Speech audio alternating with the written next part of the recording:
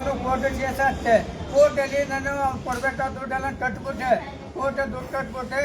ನಾನು ಆ ಜಮೀನ್ ಹತ್ರ ಒಯ್ದಿಲ್ಲ, ಇನ್ನು ಯಾವ್ದು ಟೆಂಡೆ ಮಾಡಿತ್ತು ಅಂತ ಕೋರ್ಟಲ್ಲಿ ಬರ್ಕೊಟ್ಟಾದ್ಮೇಲೆ ಇದಕ್ಕೊಬ್ಬ ಕಟ ಮಾಡ್ಕೊಂಡೆ ಅವ್ರ ಜಮೀನವ್ರು ಬಿಡಿ ಅಂತ ಕೋರ್ಟ್ ಆದೇಶ ಮಾಡ್ತು. ಆದೇಶ ಮಾಡಿದ್ಮೇಲೆ ನಮ್ಮ ಮೆಣಸಿಗೆ ಹೊಡೆದು ಅಲ್ಲು ಪಲ್ಲೆಲ್ಲ ಕಿತ್ತಿ ಈ ತಲೆ ಏಟಾಗಿ KRS ಹಾಸ್ಪಿಟಲಲ್ಲಿ ಸ್ಕ್ಯಾನಿಂಗ್ ರಿಪೋರ್ಟ್ ಆಯಿತು. ಸ್ಕ್ಯಾನಿಂಗ್ ರಿಪೋರ್ಟ್ ಆದಮೇಲೆ ಒಂದು ಕೇಸ್ ಹಾಕ್ತವನ ಮೇಲೆ, ಅವ್ರ ಅಪ್ಪನ ಮೇಲೆ, ಅವ್ರ ಮನೆ ಜನ ಮೇಲೆ ಅಲ್ಲವ 3 ಕೇಸ್ ಹಾಕವನೆ.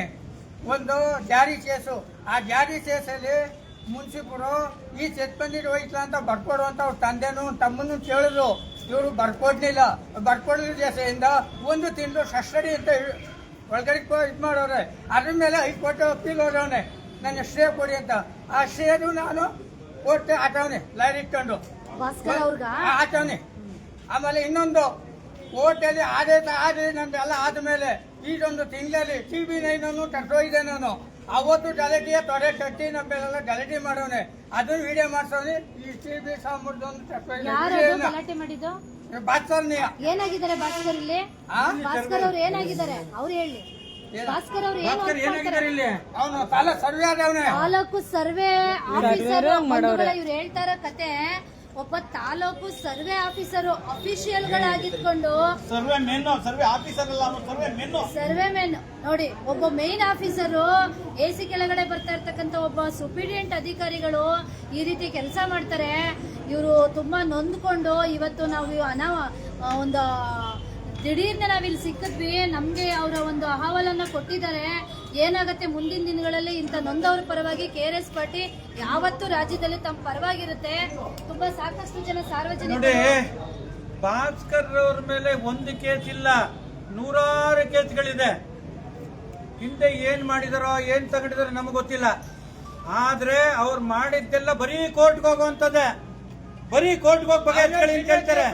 ಅದರಿಂದ ನಾನು ಹೇಳ್ತಾ ಇರೋದು, ಅವರು ಟ್ರಾನ್ಸ್ಫರ್ ಆಗಿದ್ದಾರೆ. ಯಾರು ಅವ್ರು ಉಳಿಸ್ಕೊಂಡಿದ್ದಾರೆ ಅಂತ ಗೊತ್ತಿಲ್ಲ ನಮ್ಗೆ. ಯಾರು ಅನುಕೂಲ ಇದೆ ಅವ್ರು ಉಳಿಸ್ಕೊಂಡಿರ್ಬೇಕು ಅಷ್ಟೇನೆ. ಈಗಾಗಲೇ ಟ್ರಾನ್ಸ್ಫರ್ ಆಗಿರ್ಬೋದು, ಬೇರೆ ಜಾಗ ಬಂದಿದ್ದಾರೆ ಅಂತ ಮಾಹಿತಿ ಇದೆ. ನೋಡ್ಬೇಕು ಮುಂದಿನ ದಿನಗಳಲ್ಲಿ. ಸೋಮವಾರ ನಮ್ಮ ಹಿರೇಮಳ್ಳಿ ವೇಣುಗೋಪಾಲ್ ಅವರು ಧರಣಿ ಮಾಡ್ತಾ ಇದ್ದಾರೆ ಅವ್ರ ವಿರುದ್ಧವಾಗಿ. ಟ್ರಾನ್ಸ್ಫರ್ ಆಗಿದ್ರು ಕೂಡ ಆ ವ್ಯಕ್ತಿ ಇಲ್ಲಿ ಇರೋದು ಯಾಕೆ? ಅದಕ್ಕೋಸ್ಕರ ಮುಂದಿನ ಭಾಸ್ಕರ್ ಲೆವೆಲ್ ಅಲ್ಲೇ ನಾವೇನಾದ್ರೂ ಆ ಭೂಮಿಗೆ ಹೋರಾಟಕ್ಕೆ ನಿಂತ್ಕೊಂಡಿದ್ರೆ ಅಥವಾ ಮರಡ್ರು ಅಥವಾ ಕೈಕಾಲು ಹೋಗ್ಬೇಕಾಯ್ತು. ಬಹಳ ಶಾಂತತ್ವದಿಂದ ವರ್ತಿಸ್ತಾ ಇದ್ದೀವಿ. ಈ ಸರ್ವೆ ಡಿಪಾರ್ಟ್ಮೆಂಟ್ ಅವರು, ತಹಸೀಲ್ದಾರ್ ಸಾಹೇಬರು ದಯವಿಟ್ಟು ಇದನ್ನ ಸರಿಯಾದ ಗೌರವಯುತವಾಗಿ ಬಂದು ಬಿಡಿಸ್ಕೊಡ್ಬೇಕು ಅಂತ ತಮ್ಮ ಮುಂದೆ ಕೇಳ್ಕೊತಾ ಇದ್ದೀವಿ. ಧನ್ಯವಾದ.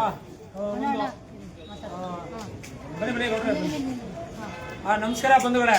ಯಾಕೆಂದ್ರೆ ಪಾಂಡವಪುರ ತಾಲೂಕಿನಲ್ಲಿ ಒಂದು ಸರ್ವೆ ಭೂಮಿಯನ್ನ ಮಾಡ್ಕೊಡ್ಬೇಕು ಅಂತ ಹೇಳಿ ರೈತರೆಲ್ಲ ಈ ಸ್ಥಳಕ್ಕೆ ಬರ್ತಕ್ಕಂಥದ್ದು. ಆದ್ರೂ ಈ ಸರ್ವೆ ಡಿಪಾರ್ಟ್ಮೆಂಟ್ ಅಲ್ಲಿ ಇರ್ತಕ್ಕಂಥ ಒಂದು ಭಾಸ್ಕರ್ ಅನ್ನೋನೇ ಈ ತರ ಕಳಪೆ ಸರ್ವೆ ಮಾಡ್ತಕ್ಕಂಥದ್ದು, ಕಳಪೆ ಅವ್ರಿಗೆ ಬೇಕಾದವ್ರಿಗೆ ಅನುಕೂಲತೆ ಮಾಡ್ಕೊಡೋದು. ಆದ್ರೆ ಈ ಸರ್ವೆ ಆಫೀಸಲ್ಲಿ ಇಟ್ಕೊಂಡಿರ್ತಕ್ಕಂಥ ಯಾರೇ ಅಧಿಕಾರಿ ಆಗಿರ್ಬೋದು, ಈ ಆಡಳಿತ ಮಾಡ್ತಾ ಇರ್ತಕ್ಕಂಥ ಅಧಿಕಾರಿ ಅವ್ರ ಮೇಲೆ ಶಿಸ್ತು ಕ್ರಮ ತಗೋಬೇಕು.